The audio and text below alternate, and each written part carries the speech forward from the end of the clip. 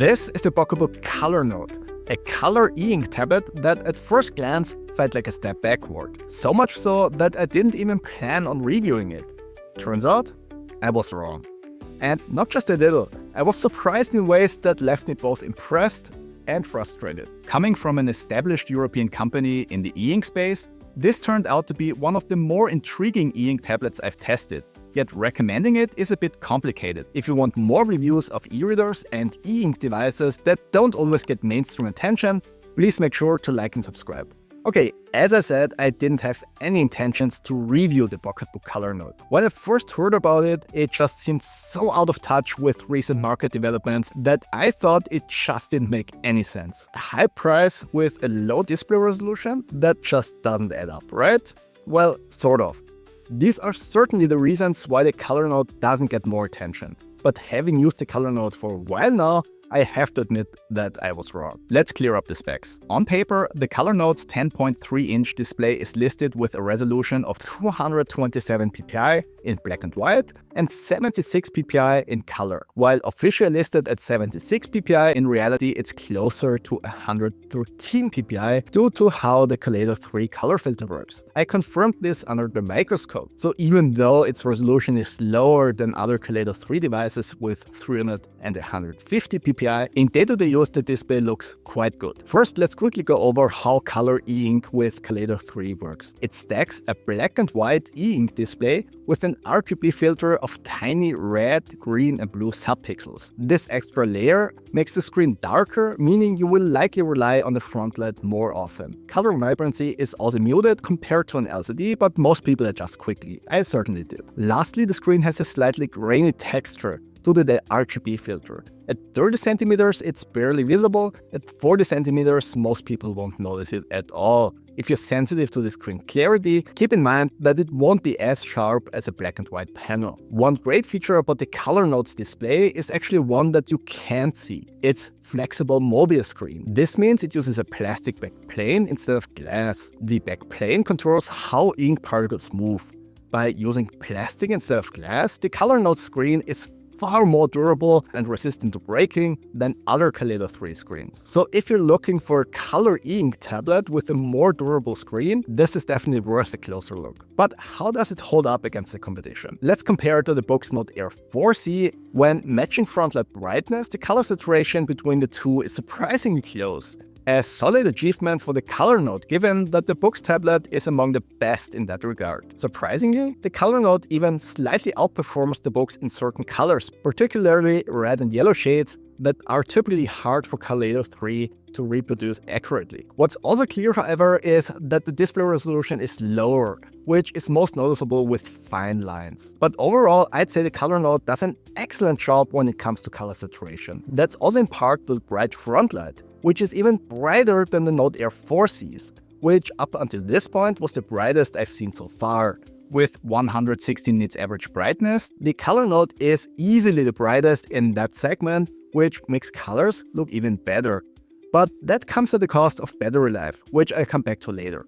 What I absolutely love is the option to adjust some color settings globally. Contrast, saturation, brightness and gamma can be changed in the settings. An option to save these settings and switch between multiple presets would have been great as well, but this is definitely a great start and helps a lot. Like all ink displays, ghosting can be an issue, and the Color Note is no exception. However, its software does a decent job of minimizing ghosting in some cases. That said, there's still room for improvement, especially in apps where content updates dynamically. One major limitation is that there's no manual way to adjust e-ink viewing modes, a feature that could significantly improve compatibility with different apps. PocketBook should consider adding this in future updates to give users more control. Despite this, the screen does adapt automatically to certain types of content. For example, when swiping through book covers in the Kindle app, the tablet switches to faster refresh mode, which helps to reduce ghosting by refreshing at the end of the animation. While this mode isn't as quick as on Boox devices, it still improves usability in these cases. In the Marvel Unlimited app, the automatic refresh works so well that even fine traces of ghosting are barely noticeable. However, this level of optimization isn't consistent across all apps. In other comics within Marvel Unlimited's continuous scroll mode, the responsiveness suffers, which impacts the reading experience negatively despite minimal ghosting. The pre-installed reading app also shows somewhat inconsistent ghosting reduction for PDFs and comics. There's an option to adjust the full page refresh interval, which helps to reduce after images, but especially in comics, it's not always enough to fully remove ghosting. But at least for reading pure text ebooks, ghosting isn't a major issue. Thankfully, PocketBook includes a virtual refresh button in the top left corner, allowing you to manually refresh the screen when needed. Though having a fully customizable global e-ink mode control would be much better. As I already mentioned, the Frontlight is the brightest implementation of any e-ink Kaleido 3 device I've tested so far. With 160 nits average maximum brightness, it improves readability significantly indoors. Obviously, that's not a setting you'll use all the time, because after all, the benefit of using e-ink is that you can rely on the ambient light. But it's definitely great to have the option to turn up the light if you want to make colors pop a little more. Frontlight uniformity is excellent, especially for the brightness level and size segment, with only a minor brightness gradient from top to bottom. If you look closely at certain color temperature settings, there is a very slight discoloration at the top bar. But that's already going into nitpicky territory. The display has a very rough paper-like texture, which diffuses light very well and also feels incredibly nice to the touch. The writing feel with the Wacom stylus is also very nice, but the stylus itself is a pretty generic plastic pen that feels noticeably cheaper than the tablet itself. It works fine and includes an eraser, but it doesn't match the premium feel of the device. The pen also doesn't magnetically attach to the device, but the optionally available half folio has a loop to store it in. So don't make the same mistake I did and ordered the Color Note without that folio, because there's no place to put the pen otherwise. I measured pen latency in the note-taking app at around 60 milliseconds on average, which is pretty slow compared to others in the market. But the tablet itself is capable of doing a bit better, with 35 to 40 milliseconds in the reading app ironically, which is all developed by PocketBook. So there's definitely room for improvement, at least in that range, and maybe even beyond that. But as it is right now, even though the physical writing feel is excellent, thanks to the rough paper-like screen texture, the digital experience needs to catch up to that. So what does it mean for day-to-day use when taking notes? It's definitely usable, but you'll notice that the line lags behind the pen, especially right after opening the note-taking app when it looks like some background tasks are being processed. The delay is also quite noticeable if you're used to an e-ink tablet with a 20 to 30 millisecond pen latency. But besides that, the display performance was generally a very pleasant surprise, especially in terms of color reproduction and Frontlight. So let's turn our attention to the build quality, because that's also surprisingly nice. The back and the frame are made of aluminum, which feels very nice to the touch and gives the device a high quality feel. And with a weight of just around 395 grams, it's also pretty lightweight, thanks to the already mentioned flexible e-ink Mobius screen with the plastic back plane. On the back there is a piece that is held in place magnetically, which you can slide up and take off to attach the half folio. You can also access the microSD card slot here, which allows you to expand the 32 gigs of internal storage, of which around 23 gigs are usable. There's a built-in microphone and speaker at the bottom edge of the device, as well as the USB-C connector and power button with a built-in status LED, which reminds me a lot of older PocketBook e-readers that had similar setups. I'd say the one thing where PocketBook saved on the wrong end is the chipset. It uses quad-core all-winner B810 with up to 1.5 GHz and 4 gigs of RAM, but that SoC is pretty weak overall, which is unfortunately something you can feel in everyday use. It's mostly the device's responsiveness that suffers as a result. Sometimes it takes a second or two for something to happen after you touch the screen. But what's even more annoying than that slight delay is how long image-rich PDFs and comics take to fully load with the default reading app. It's not an issue with text-heavy PDFs, but for image-rich files it can take up to 30 seconds until that loading animation disappears. Depending on the file size, of course, you can navigate the document in the meanwhile, but that loading indicator in the middle of the screen stays until it's finished loading the file. But gladly you can use other apps like Co-Reader that work much better in that regard. It's a bit better with the default note-taking app, but that one also takes a few moments to fully load, So it doesn't come as a surprise that the chipset is my biggest disappointment with the device. It doesn't make the tablet unusable, but it holds back an otherwise great device with a surprisingly good display, solid build quality, and a much better than expected UI, more on that in a second. A stronger chipset could have made the Color Note far more competitive. Navigation is generally smooth, but there is often a slight delay when opening apps or switching screens, likely due to that weaker chipset. While this won't be a deal breaker for reading, power users might find it a bit frustrating. And that brings us to the user interface, which was without a doubt the biggest surprise for me for a couple of reasons.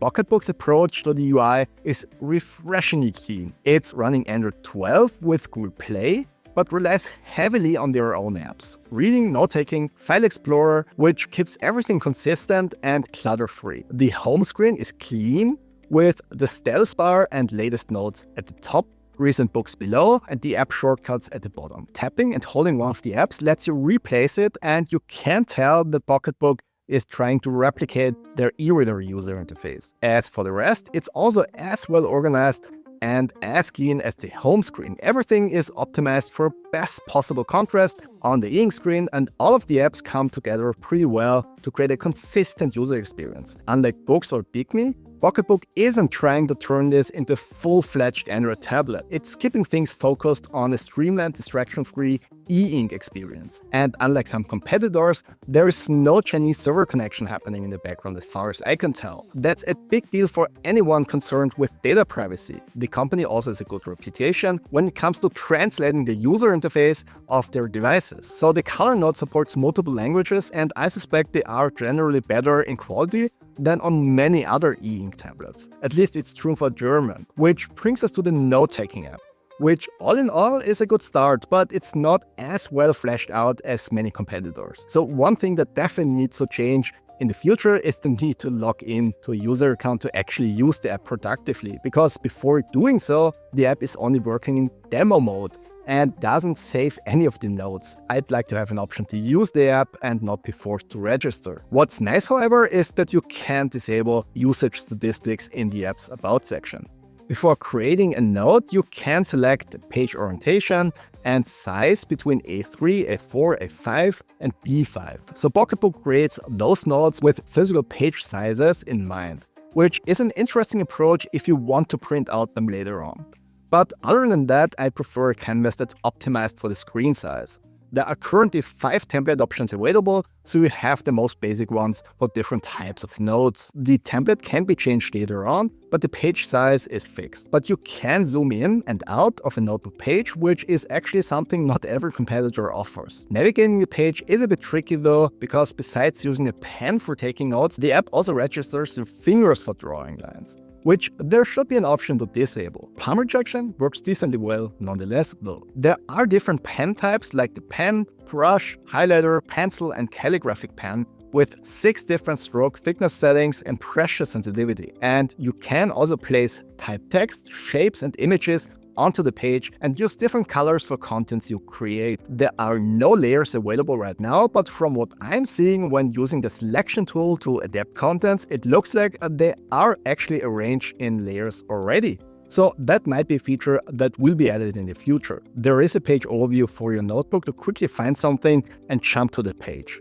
And there are also tags available to categorize and color code your notebooks. Those are available for full notebooks only and not on a page level. So as I said, all in all, pretty decent basic features, but there's definitely room for improvement. There are also a few smaller quirks that I'd like to see fixed, like when creating a new note, the app starts with opening the last opened notebook page for a few seconds before actually starting with the blank page. Not a huge deal, but still not pretty. I also had some strokes disappear for a few seconds while writing, for them to show up again a moment later. Nothing was lost at any point, but it shows there's still work to be done.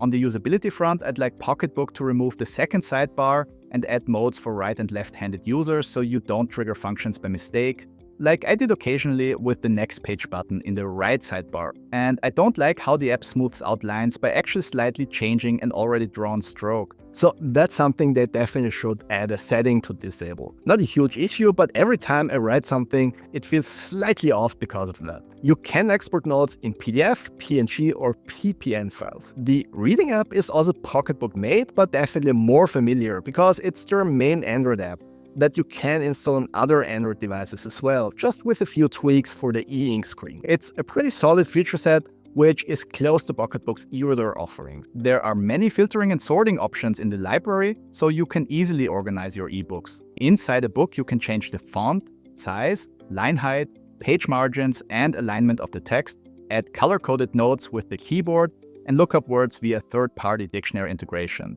All of which works decently well, but you can tell that the app was initially developed for LCD displays, and it's not 100% optimized for the e-ink screen or the color note just yet.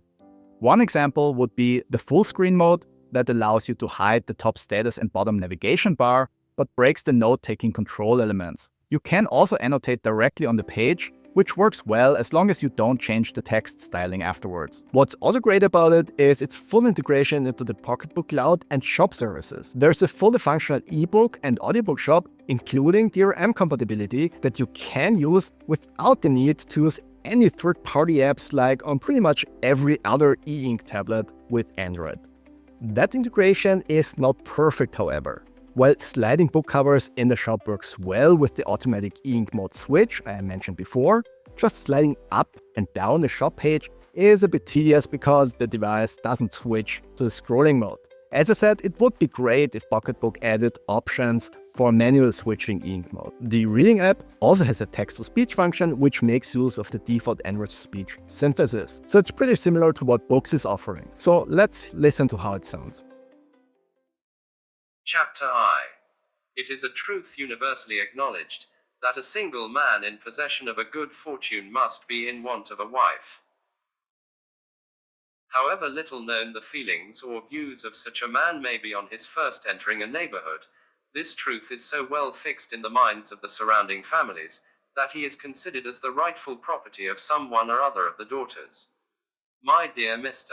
Bennet, said his lady to him one day, have you heard that Netherfield Park is let at last? There is also a dedicated audiobook section in the Reading app for listening to professionally recorded audiobooks. It works well and has the most important features you'd expect from an app like that. The only issue I have with it is the color notes multitasking, because while listening to an audiobook and navigating on the device, there is often a bit of noise and crackling coming through the speaker while the device is loading. I suspect it's due to the already mentioned chipset, which is a bit too weak to handle everything in parallel.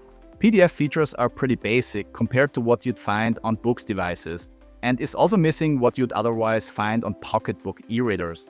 So there's no columns mode here. You can use pinch to zoom in, but that's a rather cumbersome experience. What works much better is double tap to zoom, which does a decent job in recognizing columns and is pretty convenient to use. There's a lot of flickering when zooming in and out though, which can be a bit annoying if you're sensitive to that. But on the other hand, it gets rid of ghosting effectively. And with the handwriting mode that needs to be enabled separately, you can also annotate PDF pages directly, but right now there's no way to export the PDF with the annotations. For regular text-heavy PDFs, performance is totally fine, and I don't have any complaints about that. Unlike with image-rich content like comics, with the mentioned rather long loading times when first opening a file. Battery life depends heavily on Frontlight use, but is on the lower end for this size segment. At maximum brightness, which is something you don't need to use all of the time because it's so much brighter than needed in most situations, you'll get around just 7 hours of reading time. With more typical brightness levels of 30 nits, battery life doubles at around 14 to 15 hours, similar to some other Kaleido 3 devices. Changing the full page refresh to a 6-page interval increases battery life to around 18 hours, and turning off the Frontlight completely results in a total runtime of up to 25 hours with one charge. As is usually the case with note-taking, writing drains the battery faster. However, with around 9.5 hours at 30 nits brightness, battery life was unexpectedly good. Relatively speaking, definitely better than pure reading time. So where does that leave us with the PocketBook Color Note? It's a device full of contradictions. A borderline slow chipset in an otherwise well-built device, a lower display resolution yet surprisingly strong color reproduction, and one of the best frontlights I've seen, a software experience experience that's both promising and frustrating at the same time. But despite my initial skepticism, the Color Note surprised me. Even though it has a lower display resolution than the competition, in terms of display and build quality, it's still among the best in the market. PocketBook has taken a unique approach to a streamlined Android experience on e-ink, one that I'd love to see refined further. But the occasionally sluggish, not especially power-efficient chipset and a few quirks still hold it back from competing with the best, at least for now. And I think that perfectly sums up what I meant in the beginning. This is such a surprisingly good device in certain areas that it actually left me disappointed in the ones where it falls short. Because if it didn't, it would be so much easier to recommend to a much wider audience despite the high price. But if PocketBook refines the Color Note's formula, they could have something incredible on their hands in the future. What keeps me so intrigued by the Color Note despite its flaws is the fact that the European company is taking the initiative to push something new in the Android e-ink space. That's not something we ever see, and it's refreshing to have an alternative to the usual players. It's not just about innovation, it's also about data privacy, local customer support, and having another viable choice on the market. Even though the execution is far from perfect, I love that PocketBook is offering something different, and I genuinely hope they continue refining this concept. Rather than competing directly with Boox's fully-fledged Android tablets, the Color Note feels more like a natural extension of PocketBook's e-reader lineup. That's not necessarily a good or bad thing. It just depends on what you're looking for. If you want a distraction-free reading and basic note-taking experience with a streamlined UI, this could be a good fit. But if you need a more powerful e-ink tablet that functions like a traditional Android device, or are looking for a dedicated note-taker with more advanced features, you might want to explore other options. As it is right now, if you're looking for a durable, well-built color e-ink tablet with great color performance, a promising UI without the usual clutter, a touch of Android flexibility, and possibly the best data privacy of any current Android e-ink tablet with Google Play, the Color Note is definitely worth considering, if you're willing to compromise on performance. If you found this review helpful, make sure to like and subscribe for more deep dives into e-ink devices that don't always get the mainstream attention they deserve. Thanks for your time watching, and I'll see you in the next one.